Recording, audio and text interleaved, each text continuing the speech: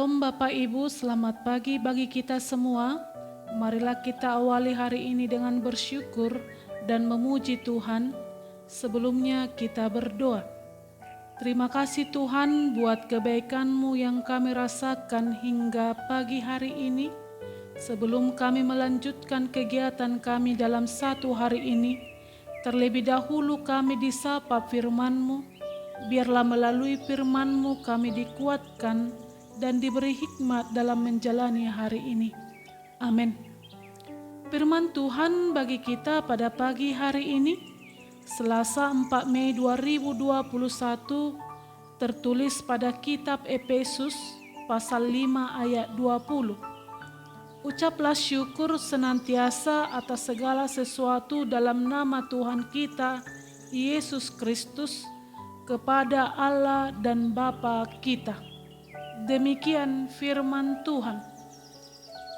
Saudara yang terkasih dalam nama Yesus Kristus, sebagai orang beriman kita seringkali diingatkan untuk senantiasa mengucap syukur atas segala sesuatu dalam Tuhan.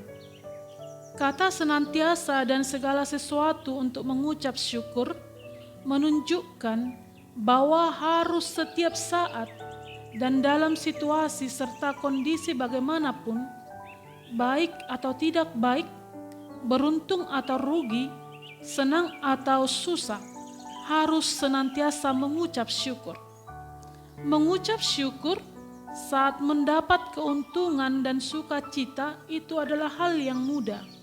Namun bagaimana kita mengucap syukur ketika menghadapi masalah atau kerugian? Agar kita senantiasa dapat mengucap syukur, kita harus terlebih dahulu memahami perbuatan Tuhan. Hidup ini tidak terlepas dengan apa yang namanya penderitaan, kemalangan, kerugian, kegagalan. Pertanyaannya, mungkinkah ucapan syukur dinaikkan dalam kondisi semacam ini? Ada seorang petani mempunyai seorang anak laki-laki dan seekor kuda betina. Pada suatu hari kuda betinanya hilang entah kemana. Para tetangga turut bersedih atas hilangnya kuda itu. Namun petani itu berkata, ini kerugian atau keuntungan? Siapa yang tahu? Dan ternyata beberapa hari kemudian kuda betina pulang bersama dengan seekor kuda jantan. Rupanya kudanya pergi ke hutan dan ketemu jodoh. Di sana lalu dibawa pulang. Karena kuda jantan itu masih liar, maka ketika ditunggangi sang anak, kuda itu membanting anak itu sehingga terjatuh dan kakinya patah. Sekali lagi para tetangga turut bersedih. Namun petani ini berkata, ini kerugian atau keuntungan? Siapa yang tahu?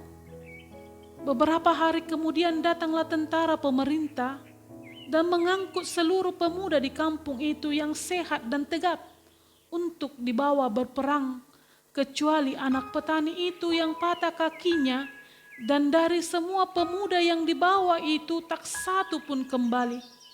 Mereka semuanya mati di medan perang. Ini keuntungan atau kerugian? Siapa yang tahu? Saudara yang terkasih dalam nama Yesus Kristus, apa yang dapat kita petik dari cerita itu? Kadangkala penderitaan dan kesulitan datang, namun semuanya itu dapat menjadi keselamatan bagi kita. Berbagai macam cara diperbuat Allah dalam hidup kita. Satu hal yang pasti, Dia tidak pernah membiarkan kita begitu saja dalam penderitaan. Allah senantiasa merancang yang indah. Itulah sebabnya kita patut senantiasa mengucap syukur. Yang kedua, agar kita senantiasa mengucap syukur, belajarlah untuk selalu melihat ke bawah. Dengan belajar untuk melihat ke bawah, maka kita pun dapat bersyukur kepada Allah dalam segala sesuatu yang kita alami. Maksud melihat ke bawah membuka mata kita untuk melihat kenyataan bahwa sebenarnya ada begitu banyak orang yang keadaannya jauh lebih buruk daripada keadaan kita. Banyak orang yang nasibnya tidak sebaik nasib kita. Kita bersyukur bukan karena mereka lebih menderita dari kita, karena kita tidak semenderita mereka. Kita bersyukur bukan karena mereka lebih kekurangan daripada kita, tetapi karena mereka lebih kekurangan daripada kita. Dengan melihat ke bawah, kita akan dipenuhi dengan rasa syukur dan rasa puas. Bersyukurlah buat kesehatanmu, pekerjaanmu, anak-anak yang Tuhan percayakan di tengah-tengah keluargamu dan yang lainnya. Dalam 1 Tesalonika 5 ayat 8 dikatakan, mengucap syukurlah dalam segala hal, sebab itulah yang dikehendaki Allah di dalam Kristus Yesus bagi kamu. Amin. Selamat pagi untuk kita semuanya.